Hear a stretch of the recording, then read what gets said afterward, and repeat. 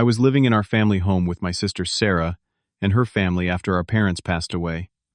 What Sarah never knew was that I was quietly paying the $2,000 mortgage every month to help them out.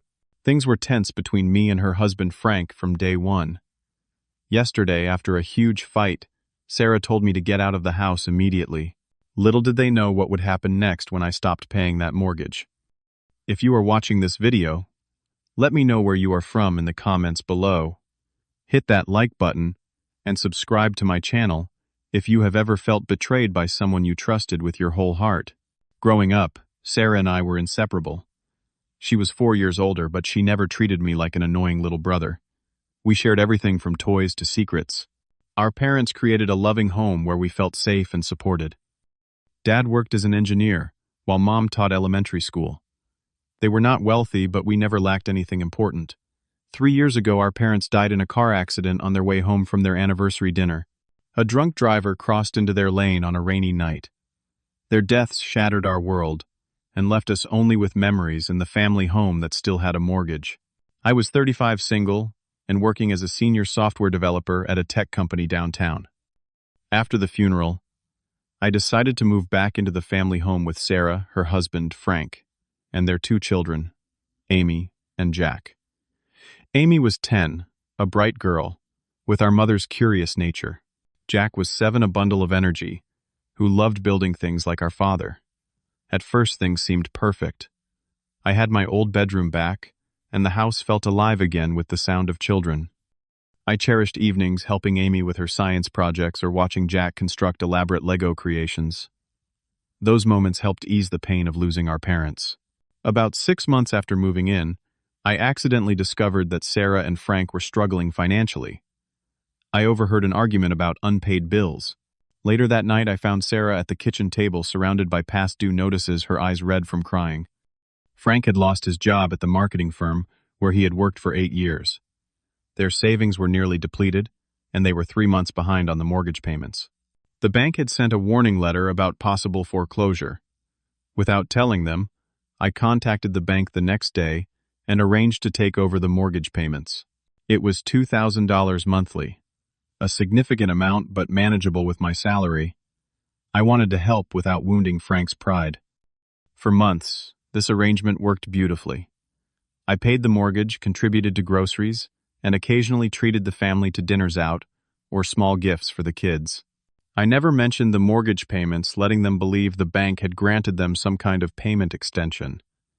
Amy and Jack became increasingly attached to me.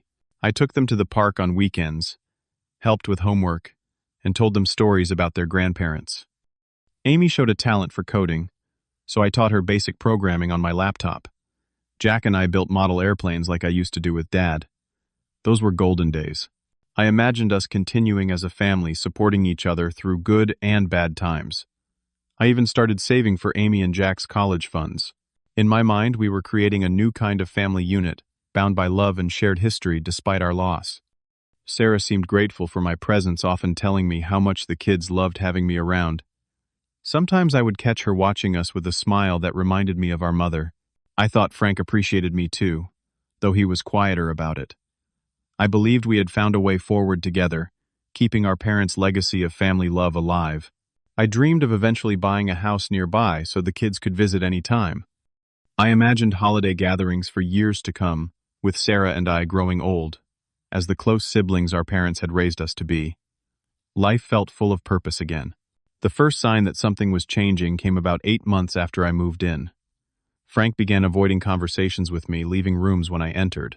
His responses to my questions became short and dismissive. I tried to attribute his behavior to stress about job hunting, but the pattern continued.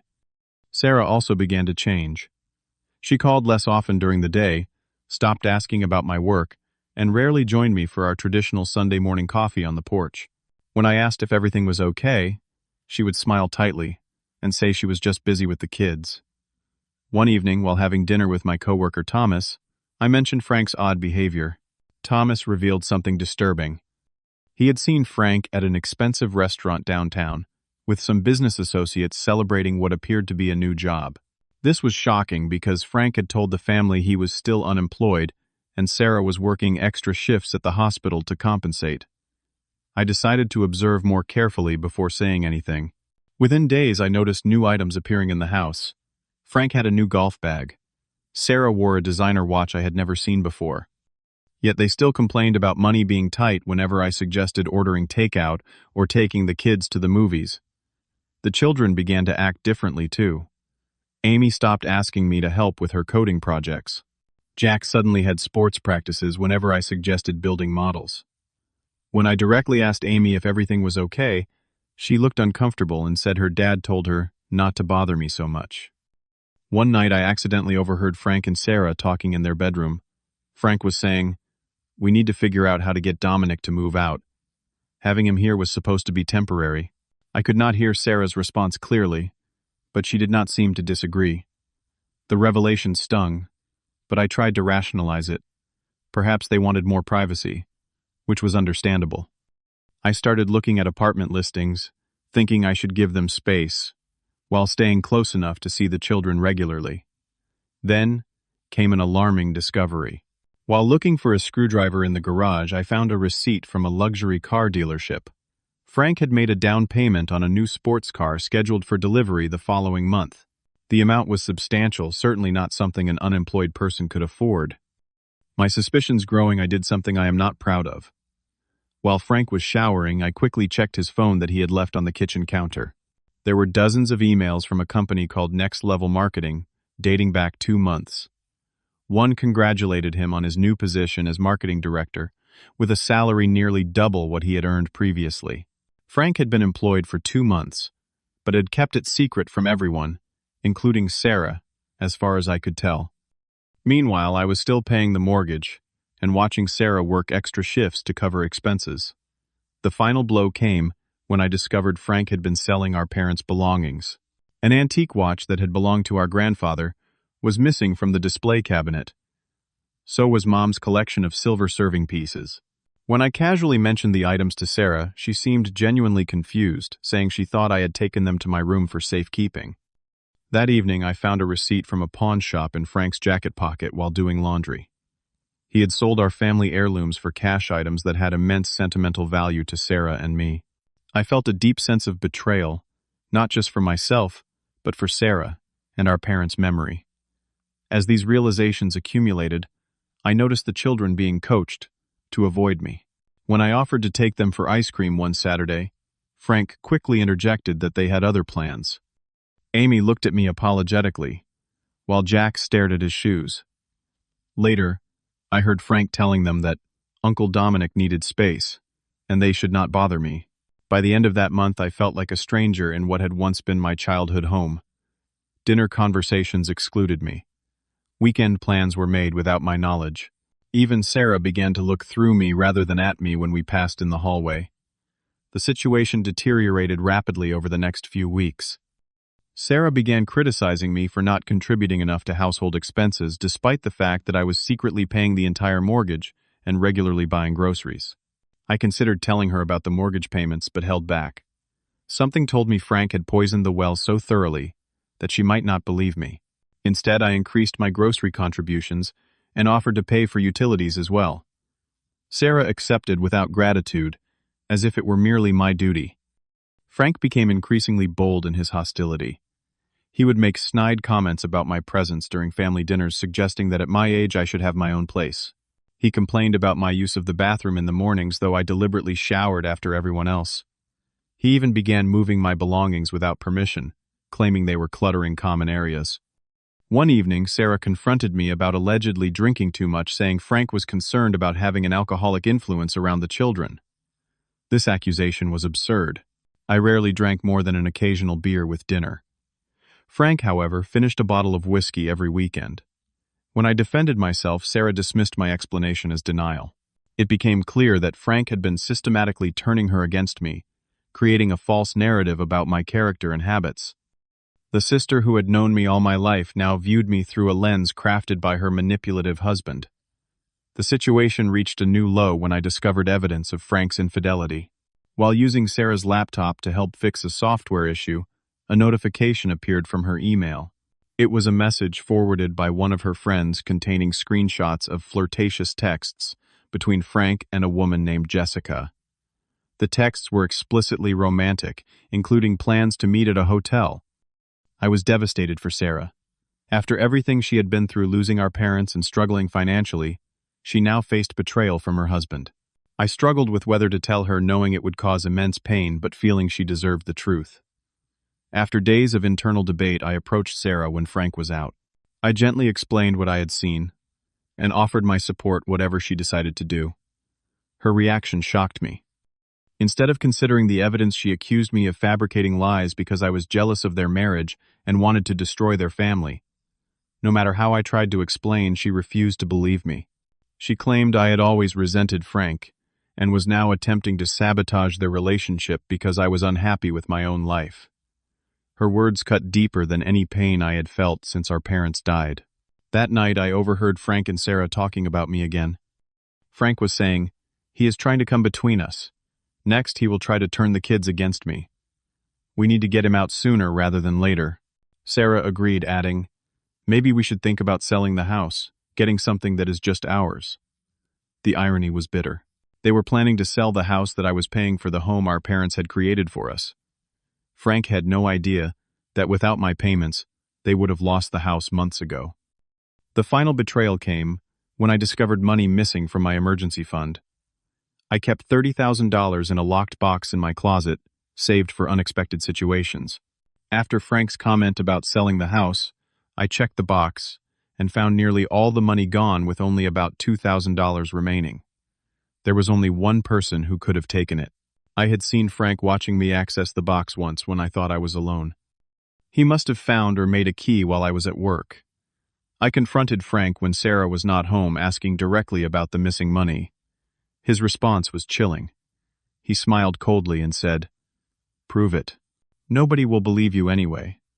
Sarah thinks you are losing your grip. She might even think you imagined having that money in the first place." His confidence made it clear how thoroughly he had undermined my credibility with my own sister. When I insisted he return the money, Frank became threatening. He stepped close, using his larger frame to intimidate me, and whispered, "Try making accusations like that in front of Sarah, and you will be out on the street before you can blink. Remember, 2 against 1, and this is our house now." I realized then how completely I had been outmaneuvered. Frank had systematically isolated me from my sister and the children stolen from me, and positioned himself to take control of our family home, all while I continued paying the mortgage that kept a roof over their heads. Everything came to a head on a Friday evening. The family was having dinner, and I had joined them as usual despite the tension. Frank was boasting about a promotion at work, the job he had kept secret for months. Sarah was beaming with pride. The children were quieter than normal, sensing the underlying hostility in the room. I congratulated Frank politely, but he seemed to take my good wishes as sarcasm. He made a cutting remark about how some people actually advance in their careers instead of stagnating. When I did not react, he became more aggressive, commenting that successful men have their own homes rather than living with their sisters. I remained calm, which only seemed to aggravate him further. He began listing all the ways I was a burden to their family, exaggerating minor incidents and fabricating others. He claimed I left messes for Sarah to clean, ate food without replacing it, and made the children uncomfortable. Sarah sat silently, tacitly approving his tirade. Amy and Jack looked miserable, staring at their plates. When Frank paused for breath, I quietly said, "I think that is enough. You are upsetting the children." That was when Frank exploded. He stood up, knocking over his chair, and shouted that I had no right to comment on his children. He called me a freeloader, a failure, and several vulgar names I will not repeat. Spittle flew from his mouth as his face reddened with rage. I looked to Sarah, expecting her to intervene. Instead, she stood up beside Frank and delivered the final blow. "Dominic, I think it is time for you to find your own place. We need our family space back. I want you out by tomorrow night." I was stunned. "We need our family space." As if I were not family. As if this were not my childhood home too. As if I had not been keeping this roof over their heads all along. I tried one last time to reach my sister. "Sarah, I have been paying the mortgage on this house for nearly a year. Every month $2,000. That is why you have not lost the house. Frank has been lying to you. He has had a new job for months, and he stole $30,000 from me. The moment the words left my mouth, I knew it was a mistake. Sarah's face contorted with anger. Frank began to laugh. "That is the most pathetic lie I have ever heard," he said. "Tell her, Sarah. Tell him who pays the mortgage." Sarah shook her head in disgust. "The bank restructured our loan after Frank lost his job. We have been making reduced payments. Stop making up stories, Dominic. This is exactly why you cannot stay here anymore. You are becoming delusional." I realized then how complete Frank's deception had been. He had constructed an alternate reality for Sarah, one where he was the provider and protector, and I was a burden verging on mentally unstable. Frank moved toward me aggressively. "You have 24 hours. After that, I call the police and have you removed for trespassing." Amy started crying. Jack ran from the table. Frank grabbed my arm and pulled me toward the stairs. "Start packing. Now." I tried once more to speak to Sarah, but she turned away. I went upstairs in a daze, hearing Frank tell the children, "Uncle Dominic is going to live somewhere else now. It is for the best. He has some problems he needs to work out." That night, Frank repeatedly came to my room, grabbing armfuls of my belongings and throwing them into the hallway. When I protested, he shoved me against the wall and said, "You should be gone already. I am just helping you pack." By midnight, most of my possessions were piled haphazardly in the hallway, some broken from Frank's rough handling. I could hear Sarah comforting the crying children, telling them Uncle Dominic wants to leave. He needs his own space. He will visit sometimes. More lies. More manipulation. It was raining outside, a cold November downpour that mirrored my internal state. I had no choice but to leave immediately. I could not spend another night under the same roof as Frank. I loaded my car in the rain, soaked to the skin, while Frank watched from the doorway with a satisfied smirk. Sarah remained upstairs, unwilling to witness my departure. The final twist of the knife came as I was about to drive away. Amy had sneaked downstairs and sent me a text. "Dad and Mom are happy you are leaving. They are in their room laughing about finally getting rid of you. I am sorry, Uncle Dom. I will miss you." I drove to a cheap motel paid for a week in advance and collapsed on the bed in my wet clothes. The betrayal was so complete, so devastating that I could barely process it. My sister, my flesh and blood, had chosen her lying, cheating, thieving husband over me. She had thrown me out of our shared family home without a moment's hesitation or a shred of gratitude for all I had done. That night, lying in a strange bed, surrounded by hastily packed possessions, I felt more alone than I ever had in my life. Not just homeless, but familyless. Betrayed by the one person I thought would always be in my corner. After a night of little sleep, I woke with clarity about what I needed to do. First, I contacted the bank that held the mortgage on the family home. I explained the situation and officially removed myself from any responsibility for future payments. The bank representative confirmed that without my payments, the mortgage would immediately go into default, as no payments had been made by Sarah or Frank. Next, I found an apartment and signed a 6-month lease, paying the security deposit and first month's rent from my remaining savings. It was a small one-bedroom place, but it was clean and quiet. Most importantly, it was mine. As I settled into my new home, I began to rebuild my life. I focused on work, took up running to clear my mind, and reconnected with friends I had neglected while living with Sarah's family. Slowly, the raw wound of betrayal began to scab over. 2 weeks after I moved out, the texts started coming from Sarah. The first was accusatory. "The bank says we are behind on mortgage payments. What did you do?" I did not respond. 3 days later, another text arrived. "The bank says you were making the payments all along. Why did you stop? We could lose the house." Again, I remained silent. My therapist had advised me to maintain firm boundaries, and I was determined to follow that guidance. The messages from Sarah escalated in urgency and number. "The bank is threatening foreclosure. We need your help." Then Frank lost his job again. "We cannot make the payments. Please help us." I blocked Sarah's number. A week later, Frank called from a different phone. His arrogance was gone, replaced by desperate pleading. "Look, man, I know we had our differences, but we are talking about my kids here. Your niece and nephew. You would not let them lose their home, would you? I listened silently until he finished, then said simply, "You should have thought about that before you stole my money and threw me out in the rain." Then I hung up and blocked that number too. 3 days later, I received an email from Sarah. It was longer, more thoughtful than her texts had been. She admitted she had been wrong to doubt me about the mortgage. Frank had finally confessed to losing his new job because of inappropriate behavior with a female coworker.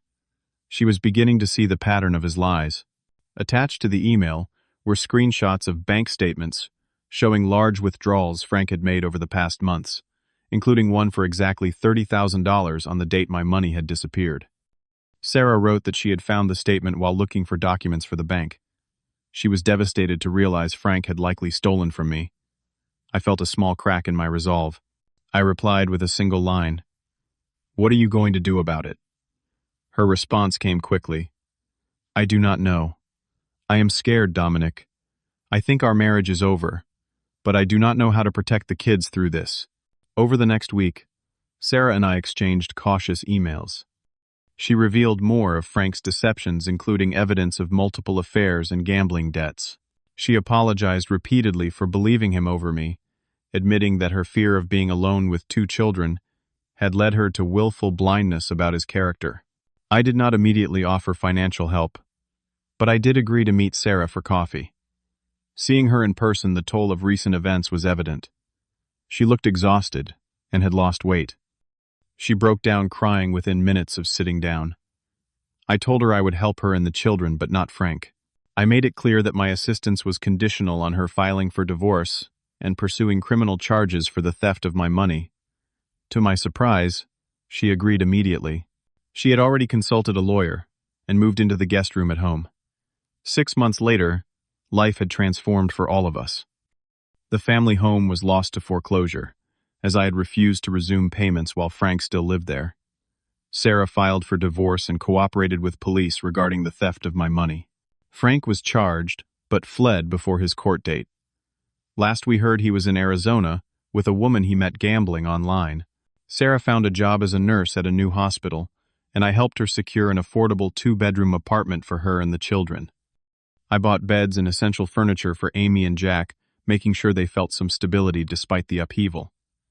Our relationship had begun to heal, though slowly, and with setbacks. Sarah struggled with guilt over how she had treated me while I worked to forgive her betrayal.